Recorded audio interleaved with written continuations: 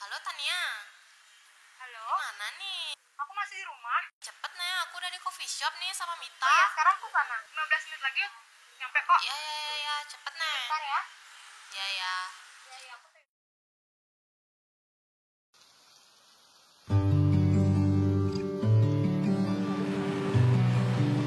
Ini Tania, orangnya cantik, anak kota gitu deh. Tapi sayang sih lemot banget. Apalagi kalau masalah bawa motor, jadi beban banget dah. Ini teman Tania, namanya Nita dan Somia. Hobi mereka berdua, satunya gibah, satunya lagi suka marah-marah. Tania datang telat aja diomel-omelin, padahal telatnya cuma 5 menit aja loh. Tapi mereka berdua asik banget deh, apalagi kalau diajak ngobrol. Beda sih sama Tania, orangnya cuek banget. Apalagi kalau masalah sosial media. Paling males pokoknya kalau Tania baca-baca chat gitu, apalagi notif dari STT. Nggak pernah dibaca sama sekali. Singkat cerita, Tania bermain ke rumah temennya yang berada di Penglipuran Bangli.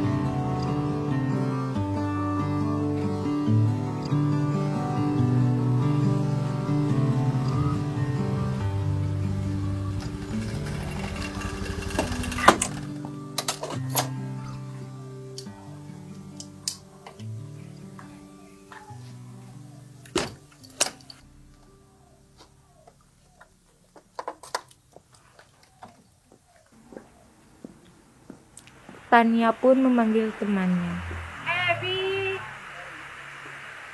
Ebi, bentar.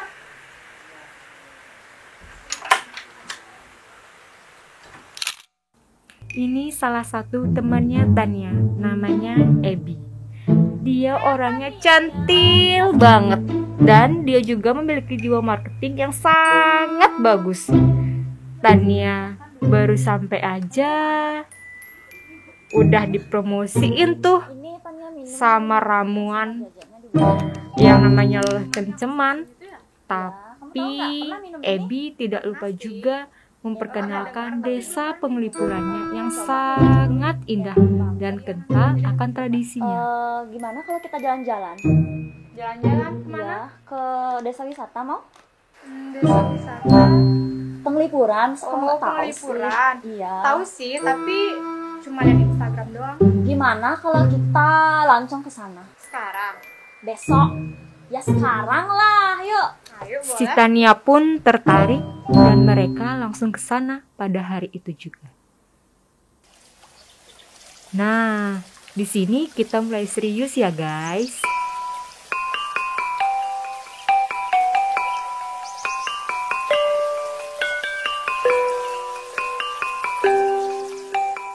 Om Swastiastu. Perkenalkan, nama saya Iwayan Budiharto selaku Kelian Desa Adat Penglipuran atau Bendesa Adat Penglipuran. Dalam kesempatan ini saya akan menyampaikan terkait dengan tradisi kami, yaitu tradisi Mepengarah. Jadi kami Desa Adat Penglipuran merupakan salah satu desa adat tua di Bali yang masih menjalankan tradisi leluhur kami sampai saat ini. Salah satu dari tradisi yang kami jalankan sampai saat ini adalah tradisi Mepengarah, atau di desa kami sering disebut dengan istilah ngarah. Jeru kangira kawanan mau bantan calang purnamane binpuan jam 6. Desa istrine nyanan tedon latihan ke di Balai Banjar jam 7.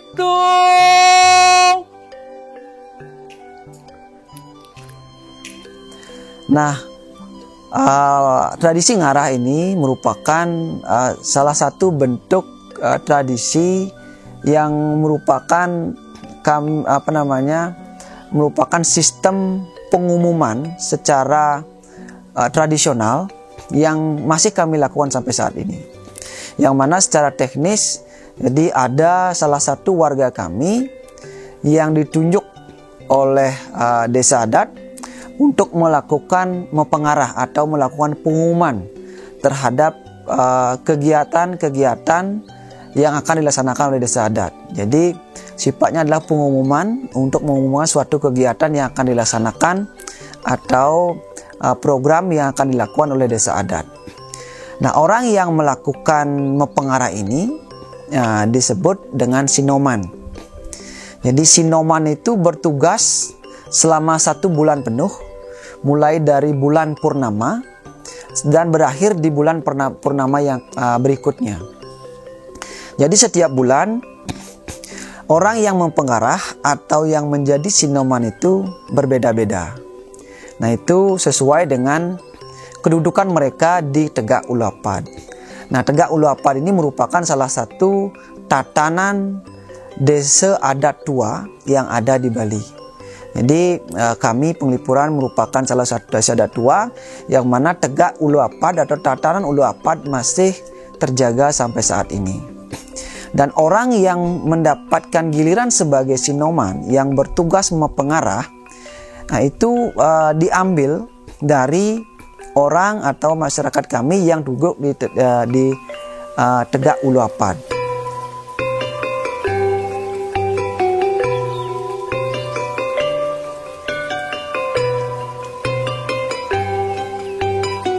Yang mana di Tegak Ulu Apad itu ada 79 orang warga kami yang duduk di tatanan Ulu Apad. Nah, orang yang mendapat bertugas menjadi sinoman itu diambil dari nomor 13 sampai selanjutnya.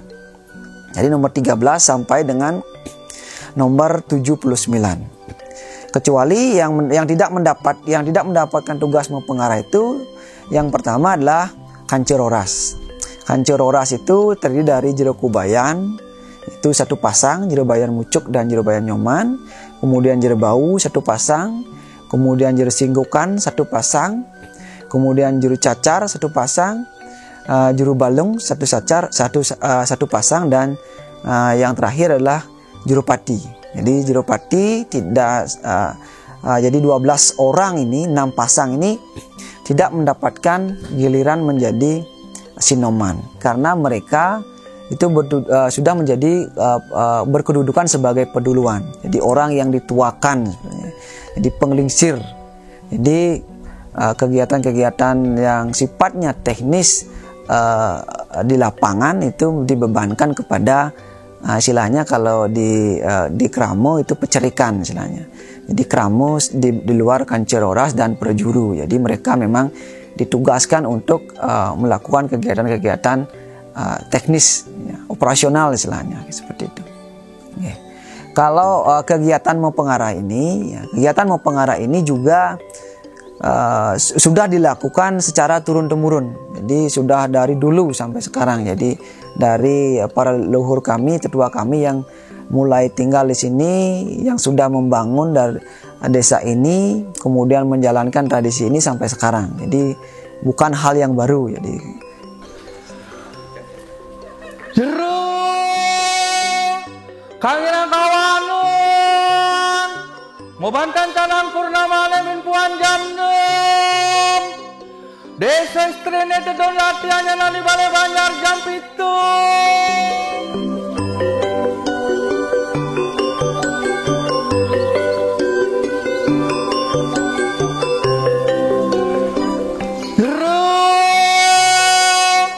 Kangen kawanun Mobantan Canang Purnama Lemin Puan Jam 6 Desa Istrine Tedon latihannya nani Balai Banjar jam 7. kemudian yang lainnya adalah yang mendapatkan dispensasi dari tugas sebagai sinoman ini adalah prejuru. Jadi prejuru adat, bendesa, penyarikan, itu petajuh juga tidak mendapatkan tugas menjadi sinoman atau mempengarah. Nah, mempengarah ini dilakukan sesuai dengan kebutuhan. Jadi tidak ada jadwal yang harus kita buat untuk mempengarah. Karena ketika kita membutuhkan ketika kita memiliki suatu acara atau kegiatan yang memerlukan pengumuman atau pemberitahuan kepada warga, itu akan menugaskan seorang sinoman untuk melakukan itu. Dan itu mencakup semua kegiatan yang ada di desa adat. Jadi tugasnya 1 bulan penuh. Nah, ini merupakan tradisi yang kita lakukan sampai saat ini, walaupun dalam era modernisasi ini kita sudah memiliki sarana prasarana dan media lain untuk melakukan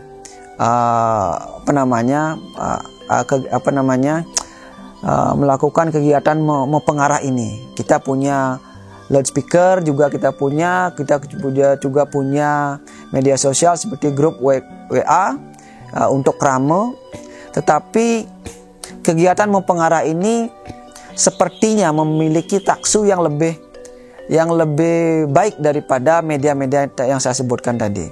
Karena ketika kita melakukan mempengarah, jadi warga kami sangat antusias terkait dengan itu. Jadi mereka bertanya kepada orang yang mendengar apa yang diarahkan oleh sinoman tersebut. Sehingga mempengarah ini menjadi salah satu tradisi kita yang kita lakukan sampai saat ini. Di samping juga karena desa kami sebagai desa wisata yang merupakan pariwisata berbasis budaya, tradisi lokal atau tradisi warisan leluhur, jadi ini merupakan salah satu daya tarik. Jadi salah satu daya tarik yang mungkin bisa dijadikan contoh bagaimana sih masyarakat dulu melakukan kegiatan mempengarah. Jadi kalau di Penglipuran masih ajeg sampai saat ini, sehingga kalau masyarakat ingin melihat proses mempengarah secara tradisional masih bisa dilihat di Penglipuran. Nah, terkait dengan sanksi, kalau tidak dilakukan, kita belum punya sanksi untuk tidak melakukan mempengarah. Tetapi karena komitmen daripada masyarakat Penglipuran untuk melestarikan adat istiadat, salah satunya mempengarah, jadi kami tetap lestarikan seperti itu. Karena di samping itu juga sistem mempengarah yang sudah tersistematis melalui Tegak Ulu Apad, yang dimana dalam Tegak Ulu Apad itu sudah terbagi-bagi menjadi beberapa tugas, sehingga tidak merupakan suatu halangan bagi kami.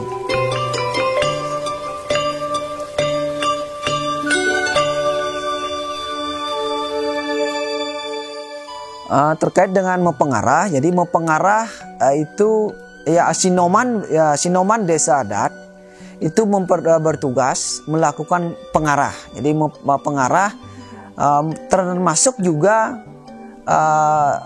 mengarahkan atau mengumumkan kegiatan-kegiatan yang dilakukan oleh organisasi-organisasi adat yang ada di desa adat Penglipuran. Contohnya salah satu Seketrune, yaitu Yowana desa adat yang mempunyai agenda rapat.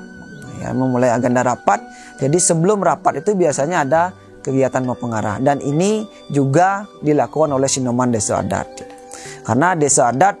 Karena semua organisasi adat di bawahnya itu merupakan tanggung jawab daripada desa adat, sehingga sinoman juga boleh dimanfaatkan oleh organisasi-organisasi di bawah desa adat untuk melakukan mempengarah itu sendiri. Proses mempengarah biasanya mengambil waktu di pagi hari sebelum masyarakat kami beraktivitas keluar, atau sesudah masyarakat kami beraktivitas keluar, yaitu sore hari sekitar jam 5 atau jam 6 atau jam 7. Jadi sebelum malam sekali atau petangnya. Jadi petang ketika masyarakat kami sudah selesai bekerja, jadi di sana dilakukan kegiatan mempengarah. Karena itu terkait dengan efektivitas. Jadi efektivitas daripada mempengarah itu supaya mampu didengar oleh semua warga, sehingga dia carilah waktu sebelum beraktivitas dan sudah beraktivitas. Kemudian